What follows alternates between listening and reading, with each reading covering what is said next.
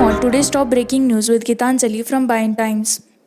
Andhra SC sets aside ordinance amending Panchayat Raj Act, directs government to reinstate and Ramesh Kumar as SEC. Andhra Pradesh High Court on Friday sets aside the ordinance promulgated by the state government amending the Andhra Pradesh Panchayat Raj Act 1994 to reduce tenure, eligibility and method of appointment of the State Election Commissioner SEC and directed the state government to reinstate Nimagada Ramesh Kumar as SEC. The court cancelled all the government orders issued with regard to the amendments made to the Panchayat Raj Act. In the second week of April, the state government brought in ordinance making amendments to the Act stating that they are part of the electoral reforms to ensure independent, fair and neutral persons to hold the post. Instead of a bureaucrat, a retired judge who was to be appointed as SEC, the tenure was also reduced from 5 years to 3 years.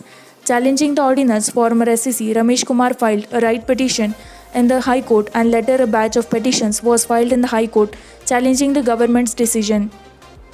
He observed that individuals are not permanent but constitutional institutions and the values they represent alone are permanent in the end. Those who have taken an oath of office to protect the Constitution have a greater responsibility to continue to protect and safeguard these institutions and their integrity, he said.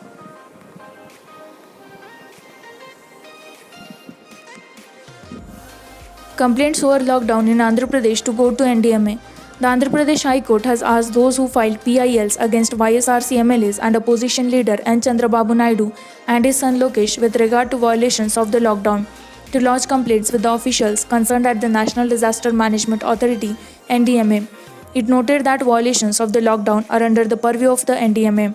The direction came on Thursday when a division bench of Justice A. Venkat Sesasai and Justice B. Krishnamohan was hearing a PIL filed by Advocate P. Kishore against MLAs R. K. Roja, Vidit Thala Rajini, K. Sanjivia, N. Venkat God and B. Madhusudan Reddy for violating the lockdown. Hearing the PIL earlier, a division bench led by Chief Justice Jitendra Kumar Maheshwari warned a handling over the case to the CBI. Meanwhile, another petition was filed by Advocate Vanga Venkatrami Reddy on May 26 over lockdown violations by Naidu and Lokesh. When the PILs came up for hearing on Thursday, Advocate K.G. Krishnamurthy, arguing on behalf of Venkat God, said the PIL is not worth being taken up for hearing as the petitioner has an alternate platform to complain over lockdown violations with the state level and national level authorities of the NDMA.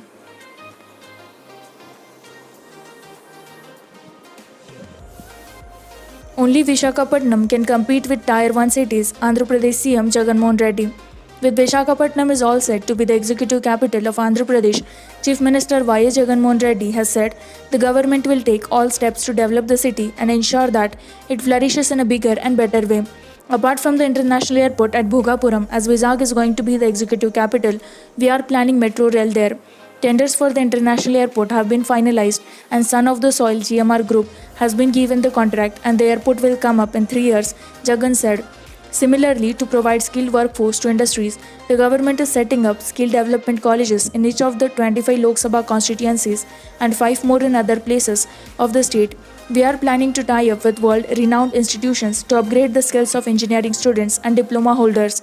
And Vizag will set up Advanced Skill Development College, which provides training in artificial intelligence, virtual reality and machine learning, the Chief Minister said.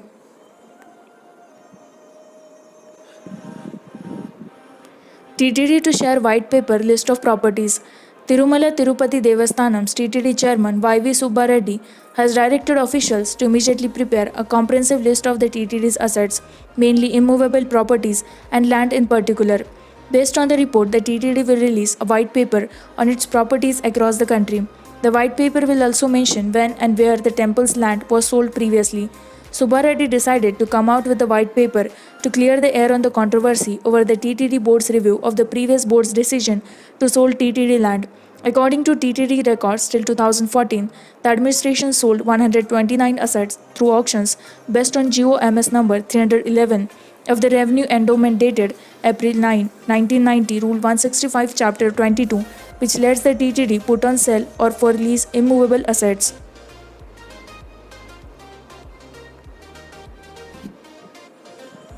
Today, Mahanadu concludes TDP demands Bharat Ratna for NTR. The final demand of TDP's Mahanadu on Thursday passed an unanimous resolution demanding that Bharat Ratna be conferred on party founder N.T. Rama Rao for his contribution to cinema and socio-political life.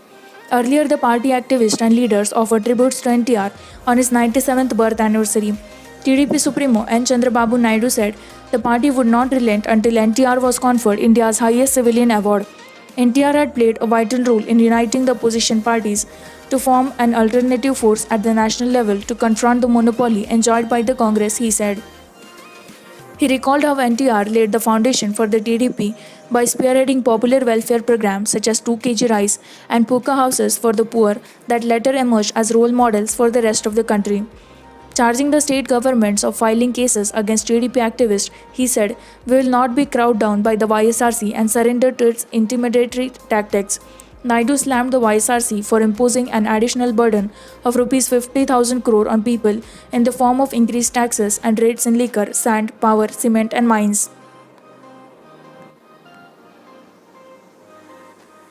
APERC finds no fault in power billing, links higher tariff to usage. The Andhra Pradesh Electricity Regulatory Commission (APERC) has clarified that it found no defect in the billing procedure followed by the power distribution companies DISCOMs to generate bills for the lockdown months, and that higher rates were a result of increased consumption. The commission, which examined the bills submitted by a few complainants, however, noted that there was a chance that consumer might have fallen in a higher slab if meter reading was taken for more than 30 days, but it immediately explained that the bill would be only marginally higher but not as inflated as being alleged. According to a statement on Thursday, APERC Chairman Justice C.V. Nagarjuna Reddy reviewed the situation after some consumers registered complaints alleging that the DISCOM's method to calculate the consumption of power in lockdown months led to substantial increase in the bills. The statement noted that after examining the bills, the APERC said,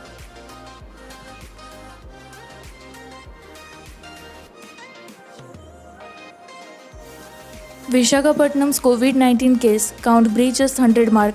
Vishakhapatnam breached the 100 mark in COVID-19 positive cases on Thursday. 6 more cases were reported in the district, taking the total to 105.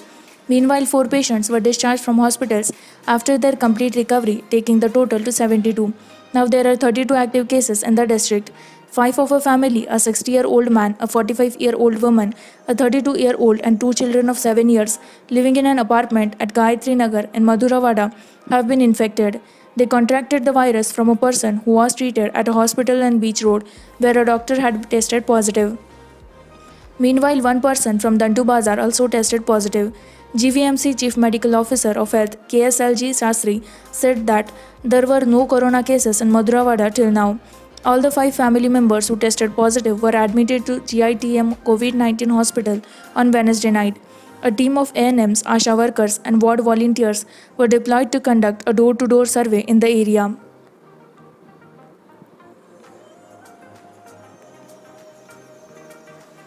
Kanna Lakshmi Narayana's daughter-in-law dies at friend's villa party. Andhra Pradesh BJP chief Kanna Lakshmi Narayana's younger daughter-in-law, 32-year-old Suharika, died under suspicious circumstances at her friend's villa on Thursday. Suharika had been to family friend Praveen Reddy's residence at Rai Durgam area for a get-together. While partying, she collapsed and was rushed to hospital where doctors declared that she was brought dead. Inspector Rai Durgam S. Ravinder said a case under Section 174 of CRPC has been registered on her mother Mali Sagarika's complaint. Primary inquiries ruled out suicide or homicidal death. Based on the post-mortem report, we will get to know the exact cause of the death, he said. She was married to Kanna's younger son, Fanindra, an entrepreneur.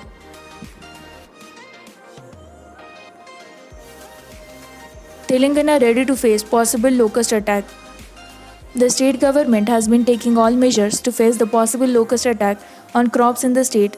About 15,000 liters of pesticides would be kept ready at the borders of Maharashtra and Chhattisgarh, from where the locusts are likely to enter the state. Chief Minister K. Chandrasekhar Rao held a review meeting at Pragati Bhavan here on Thursday and directed the Agriculture and Forest Department officials to be on high alert on the possible invasion of locusts into the state. He constituted a 5-member committee to take measures to kill them as they enter Telangana. The 5-member official committee will be campaigning in Ramagundam for 4 days starting from Friday and examine the movements of the locust. The team would monitor the situation from Adilabad to Bhadrachalam by heli-hopping.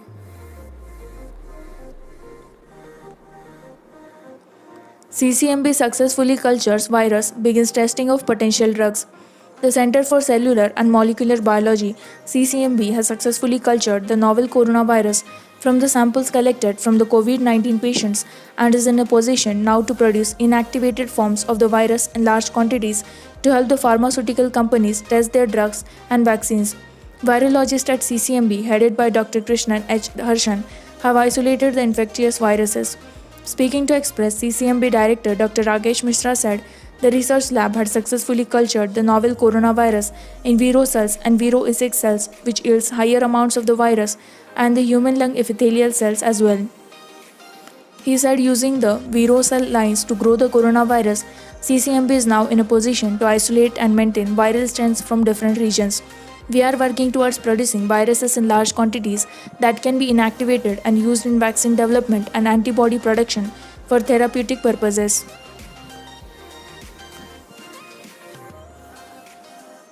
Migrant Crisis, Uttam Slams TS Center. TPCC President and Nalgonda MP N. Uttam Kumar Reddy on Thursday alleged that both the center and the Telangana government failed to provide food, shelter, and security to migrant workers and the poor during the COVID imposed lockdown. Speaking to media persons at Gandhi Bhavan here, Uttam said the state government is not conducting sufficient COVID 19 tests and that Telangana ranked the lowest in the entire country on this front. He said the Congress nationwide online campaign Speak Up India received tremendous responses from its cadre, especially from those in Telangana. Over 1.5 lakh party leaders and the workers from the state went live on social media platforms. We demanded the center to provide cash assistance of 10,000 to all poor families and 7,500 per month for 6 months. We urged it to ensure safe and free travel to migrant workers without any further delay, he said.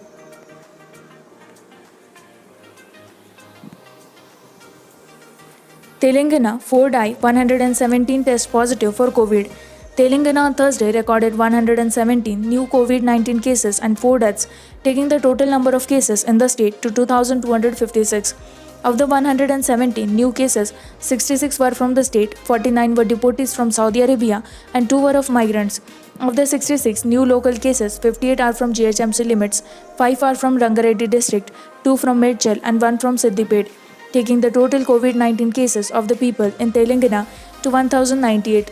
The rest 348 cases fall under the category of those who have come from outside and have tested positive in the state, which include 175 migrants, 143 deportees from Saudi Arabia, and 13 foreign evacuees.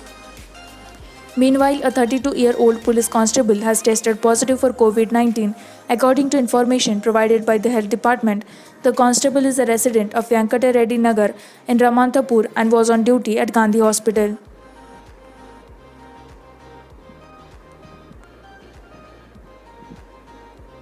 One more positive case in Shadnagar. One more person tested positive for COVID 19 at Farooq Nagar and Shadnagar on Thursday, increasing the total number of cases in the area to 8.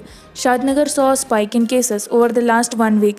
The patient, a woman working at a tiffin center in Farooq Nagar, and her husband had attended the funeral of a COVID positive person at Jiaguda on May 12. Upon tracing them, officials asked the woman and her husband to stay quarantined. She was found positive for the virus on Thursday. Satirist Mujtaba Hussain dies of cardiac arrest. Hyderabad-based Padma Shri awardee and well-known Urdu satirist Mujtaba Hussain passed away on Wednesday after suffering from a cardiac arrest. He was 87. Mujtaba Hussain was known for his humorous writings and columns in Urdu newspapers and books. He was awarded the Padma Shri in 2007. In 2019, he decided to return the Padma Shri, citing the atmosphere of hate across the country. Hadi Hussain, son of the late Mujtaba Hussain, speaking to ANI over the phone, said, "My father passed away at this Red Hills residence around 8:45 am due to cardiac arrest." With this, we conclude with our today's news headlines. For more such latest news and updates, like, share and subscribe Bhayan Times.